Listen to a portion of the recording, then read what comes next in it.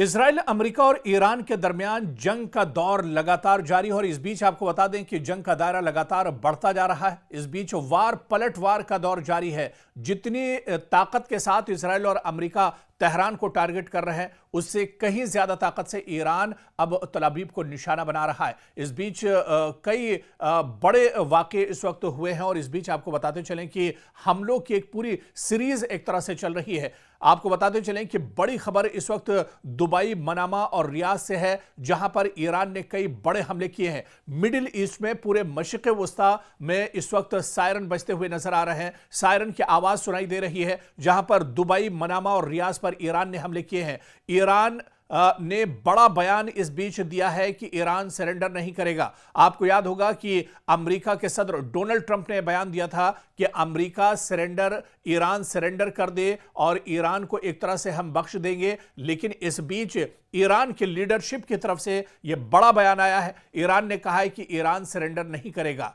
और इस बीच आपको बता दें कि ईरान ने आगे यह भी कहा है कि या तो ये जंग हम जीतेंगे या हम शहीद हो जाएंगे। ये दरअसल बड़ा और बेबाक बयान ईरान की तरफ से आया है। ईरान ने कहा है कि या तो इस जंग में हम शहीद हो जाएंगे या फिर इस जंग में हम फतेह हासिल करेंगे। और इस बीच आपको बता दें कि इजराइल की मिसाइल फैक्ट्रियों पर भी ईरान ने बड़ा हमला किया है और यह शायद पहली बार है जब इजराइल के अंदर इजराइल की जो मिसाइल फैक्ट्रियां हैं, जो असलहे के गोदाम हैं, उन्हें ईरान ने निशाना बनाया है। और इस हमले के बाद इजराइल को बहुत बड़ा झटका लगा है। अभी तक के जो मोसाद या फिर आईडीएफ के जो हेडक्वार्टर थे, उन्हें लगातार निशाना बनाया जा रहा था। लेकिन इस बीच ईरान ने बड़ा दावा किया है कि उसने इजराइल की मिसाइल फैक्ट्रियों पर बड़ा हमला किया है, जिसमें इजराइल को काफी ज्यादा नुकसान उठाना पड़ा है।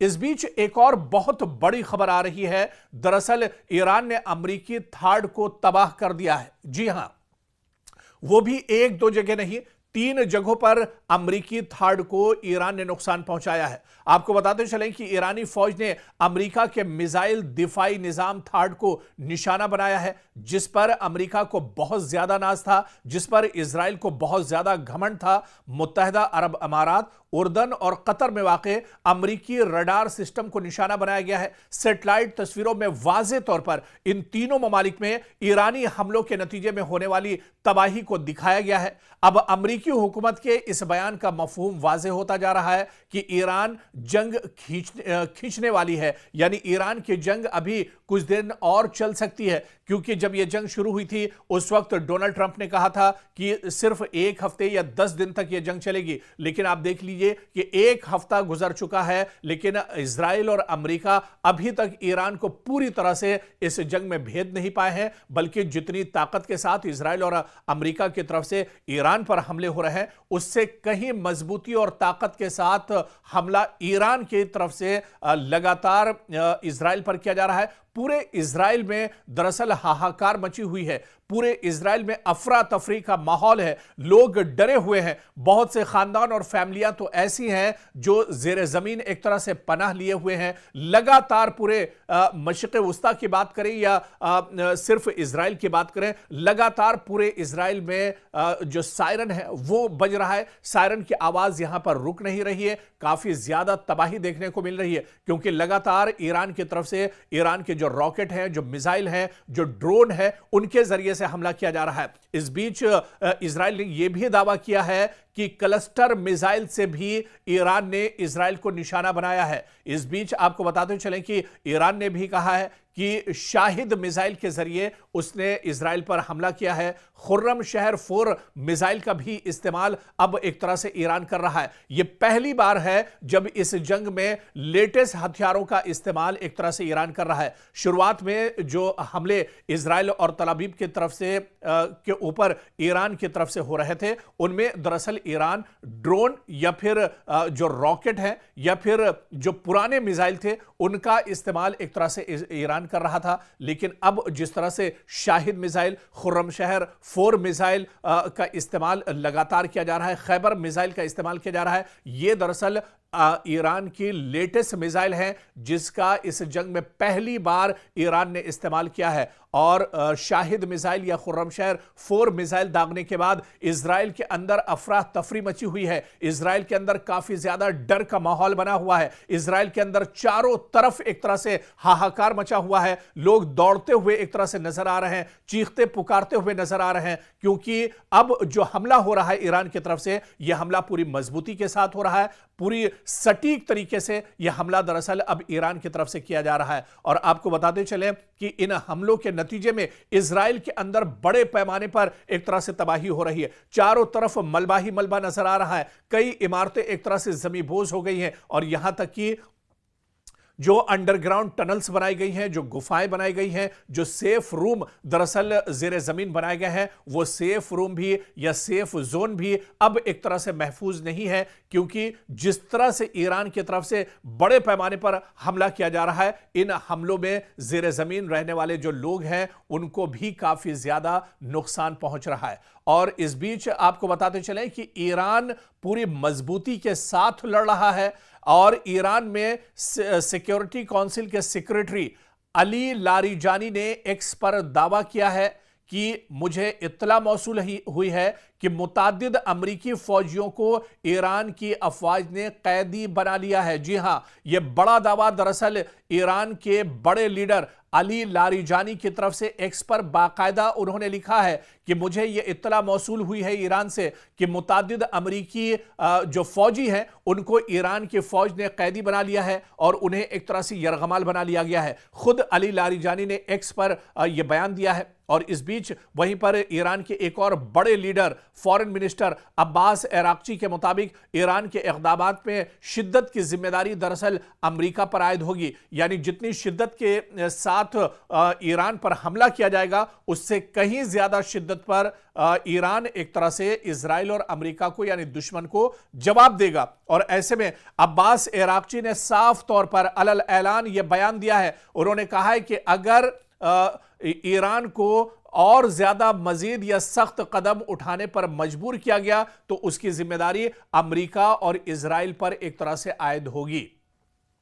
और इस बीच आप देखिए कि पूरे मशरिक़ वुस्ता में हमले रुक नहीं रहे हैं। पड़ोसी ममालिक पर दरअसल लगातार हमले हो रहे हैं, लेकिन ईरान ने एक बात यहां पर साफ कर दी है। ईरान ने कहा है कि पड़ोसी ममालिक पर हम हमले नहीं करेंगे जब तक कि वहां से कोई हमला नहीं किया जाता है। तो ईरान ने यह बात साफ कर दी है, क्योंकि ईरान ने पहले भी यह कहा था कि मशरिक़ वुस्ता में या मिडिल ईस्ट में जहां जहां पर ईरान ने हमला किया है, यह दरअसल जो मशरिक़ वुस्ता के ममालिक हैं, जो अरब ममालिक हैं, उन्हें टारगेट नहीं किया जा रहा है, बल्कि जहां पर अमेरिका की तंसीबात हैं, अमेरिका का साजो सामान है, अमेरिका की सिक्योरिटी फोर्सेस हैं, इजराइल के जो अलायंस फोर्सेस या उसके जो अलायंस ममालिक हैं, उन्हें दरअसल टारगेट किया जा रहा है। और इस बीच ईरान ने यह भी साफ कर दिया है जब तक मशरिक़ वुस्ता का कोई मुल्क हमला ईरान पर नहीं करेगा तब तक ईरान भी कोई जवाबी कार्रवाई एक तरह से नहीं करेगा।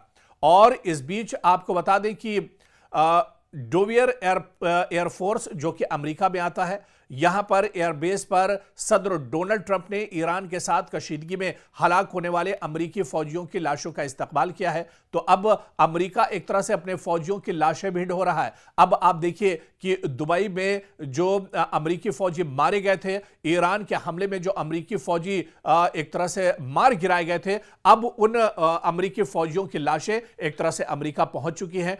डोनाल्ड ट्रंप ने बाकायदा एयरबेस पर पहुंचकर इन लाशों का इस्तकबाल किया है और यहां पर अमेरिकी सदर के अहलिया भी उनके साथ मौजूद थी। और अब आप देखिए कि अमेरिका को जानी नुकसान भी इस जंग में बड़े पैमाने पर एक तरह से हो रहा है। डोवियर एयरफोर्स बेस से मौसूल होने वाली तस्वीर में सदर डोनाल्ड ट्रंप को अमेरिकी परचम में लपटे ताबूतों को फौजी तैयारे से उतारते हुए फौजियों को सलाम पेश करते हुए देखा जा सकता है। तो अब अमेरिका अपने फौजियों की लाशें एक तरह से ढो रहा है। हालांकि इसकी उम्मीद अमेरिका को बिल्कुल नहीं थी और अमेरिका ये मानकर चल रहा था कि हम जैसे ही जंग शुरू करेंगे ईरान एक तरह से हथियार डाल देगा। लेकिन ईरान ने यह साफ कहा है कि वो शहीद हो जाएंगे, लेकिन दुश्मन को पीठ दिखाकर या हथियार डालकर नहीं भागेंगे। और वहीं मशरिक़ वस्ता से एक और बड़ी खबर, दुबई में मकामी इंतजामिया के मीडिया ऑफिस ने ऐलान किया है कि दुबई के एक रिहायशी की मौत मिसाइल के टुकड़े लगने से हुई है। जी हां, दुबई में एक बार फिर ईरान ने अमरीकी तंसीबात को निशाना बनाया है और मजीद तफसीलात में बताया गया है कि ये इस शख्स की मौत दरअसल उस वक्त हुई जब दुबई के दिफाई निजाम ने दुबई की तरफ बढ़ने वाले एक मिसाइल को फजा में ही तबाह कर दिया। ताहम जमीन पर उसके टुकड़े एक गाड़ी पर गिरे, जिसकी वजह से इस गाड़ी में सवार ड्राइवर हलाक हो गया।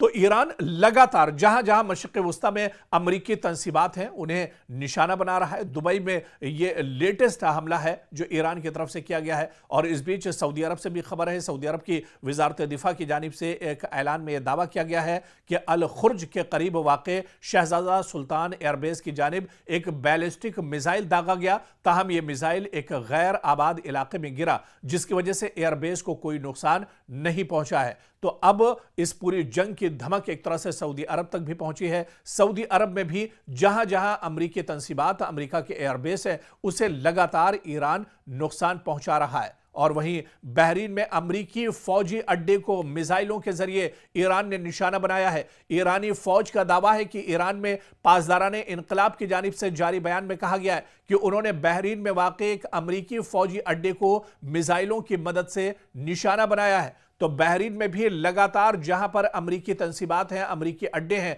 अमरीकी एयरफोर्स या अमरीकी सिक्योरिटी फोर्सेस के जवान बहरीन में जहां जहां पर है, जहां पर अमरीकी अड्डे हैं, अमरीकी ठिकाना है, उन्हें बहरीन में भी ईरान लगातार निशाना बना रहा है। इस बीच पासदाराने इनकलाब के मुताबिक यह हमला उन गैर मुसद्दका इत्तलात के रद्द अमल में किया गया जिनमें कहा गया था कि अमेरिका ने अबनाए हुर्मुज में एक जजीरे पर वाक़े मीठे पानी के प्लांट को निशाना बनाया है। और दूसरी जानिब बहरैन की वजारत दाखिला के मुताबिक मुल्क में हमले के खतरे के पेश नज़र सायरन बजाए गए हैं और शहरियों से कहा गया कि वो महफूज मकामात पर मुंतकिल हो जाएं। यानी बहरैन में लगातार खतरा बढ़ता जा रहा है। बहरैन में लगातार अमेरिका के जो अड्डे हैं उन्हें ईरान निशाना बना रहा है। काफ़ी ज़्यादा यहाँ पर हलचल मची हुई है बहरैन के अंदर। और इस बीच आपको बता दें कि कतर से भी बड़ी खबर, जहां पर कतरी वजारत दिफा ने एक बयान में दावा किया है कि उसने कतर को निशाना बनाने वाले एक मिसाइल हमले को नाकाम बना दिया। तो कतर में, क्योंकि अल उदैद अमेरिका का सबसे बड़ा एयरबेस है और इसी एयरबेस पर कई बार ईरान ने हमला किया है, एक बार फिर से ईरान का मिसाइल अल उदैद एयरबेस की तरफ बढ़ रहा था, लेकिन कतरी वजारत ने अब तस्दीक की है कि जो मिसाइल के जरिए हमला किया गया था, दरअसल इस मिसाइल को नाकाम बना दिया गया है। कतर की वजारत दिफा के मुताबिक मुल्क के फ़ज़ाई दिफाई निज़ाम ने इस मिसाइल हमले को रोकने के लिए कार्रवाई की है।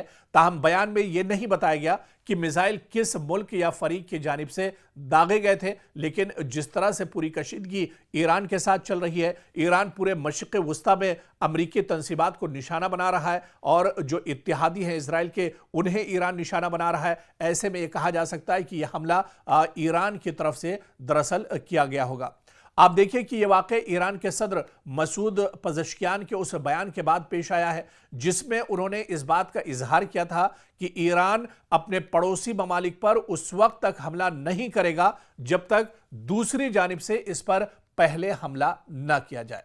और वहीं पर सऊदी अरब से एक और बड़ी खबर, जहां सऊदी अरब की फोर्सेस ने दारुल हुकूमत रियाज के सिफारती इलाके पर होने वाले ड्रोन हमले की कोशिश को नाकाम बना दिया है। आपको याद होगा कि रियाज में इससे पहले भी अमेरिका की एम्बेसी को निशाना बनाया गया था और एक बार फिर से उसी जगह को तेहरान की तरफ से निशाना बनाया गया। सऊदी वजारत दिफा के मुताबिक यह हमला ड्रोन के जरिए किया गया था, ताहम सिक्योरिटी फोर्सेस ने बरवक्त कार्रवाई करते हुए इसे नाकाम बना दिया है। और वहीं वजारत दिफा ने बाकायदा सोशल मीडिया प्लेटफॉर्म एक्स पर जारी बयान में कहा है कि इस वाक़े में किसी किस्म का माली नुकसान या शहरियों को कोई चोट नहीं पहुंची है, लेकिन मशरिक़ वस्ता में जहां जहां इजराइल और अमेरिका की तंसीबात हैं, इनके अड्डे हैं, उन्हें ईरान लगातार अटैक कर रहा है।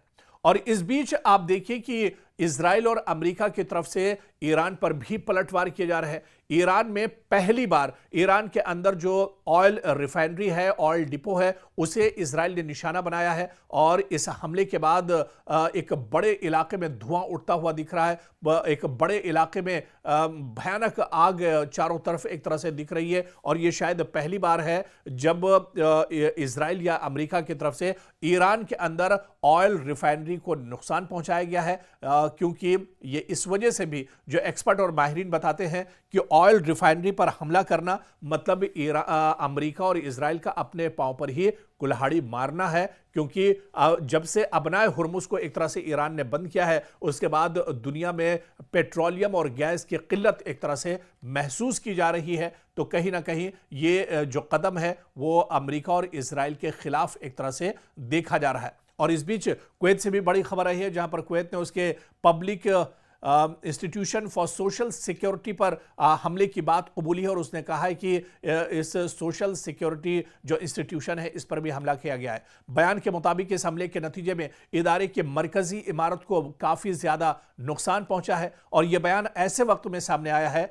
जब कुवैत की वजारत दिफा ने कहा है कि वो फ़ज़ाई हमलों की एक लहर का मुकाबला कर रही है। यानी कुवैत पर लगातार ईरान की तरफ से ड्रोन मिसाइल से हमले हो रहे हैं, रॉकेट दागे जा रहे हैं, लेकिन कुवैत का यह कहना है कि वो फ़ज़ाई हमलों को रोक रहा है, डिफेंस सिस्टम के जरिए इस हमले को रोका जा रहा है।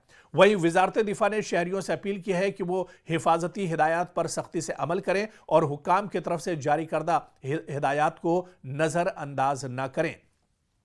इस बीच एक और बहुत बड़ी खबर नॉर्वे से आ रही है। नॉर्वे की पुलिस के मुताबिक दारुल हुकूमत ओस्लो में अमरीकी सिफारत खाने के करीब एक जोरदार धमाके की आवाज सुनाई दी है। पुलिस ने एक बयान में कहा है कि फिलहाल यह वाज़ेह नहीं हो सका कि धमाका किस वजह से हुआ या इसमें कौन मुलव्विस हो सकता है। बयान के मुताबिक पुलिस सिफारत खाने के साथ राब्ते में है और अब तक किसी शख्स के जख्मी होने की कोई इत्तला नहीं मिली है। हुक्काम का कहना है कि मजीद मालूमात सामने आने पर एक तरह से जानकारी साझा की जाएंगी। इधर इजरायली फौज का कहना है कि ईरान ने इजराइल की जानिब कई मिसाइल दागे हैं। रात के वक्त यह हमला किया गया है और इजराइल के फजाई दिफाई निजाम इन मिसाइलों को इंटरसेप्ट करने के लिए लगातार काम कर रहे हैं। फौज के बयान के मुताबिक हाल ही में ईरान से इजरायली इलाके की तरफ मिसाइल लॉन्च किए जाने की निशानदेही हुई है, जिसके बाद दिफाई निजाम को फौरी तौर पर फाल कर दिया गया ताकि इन हमलों को रोका जा सके।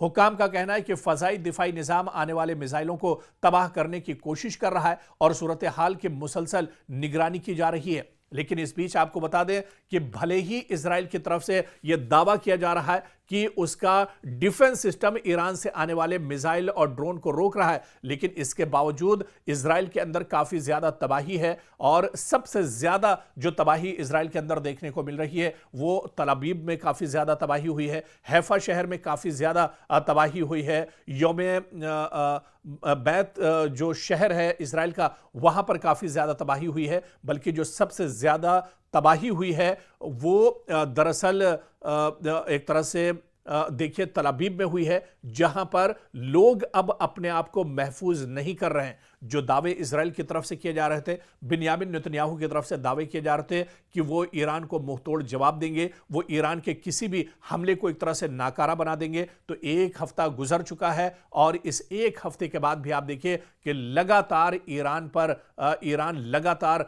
स्ट्राइक कर रहा है, ईरान लगातार मशरिक़ वुस्ता को निशाना बना रहा है, ईरान लगातार इजराइल पर हमले कर रहा है और इन हमलों का तोड़ या जवाब अमेरिका और इजराइल दोनों के पास अभी तक नहीं है।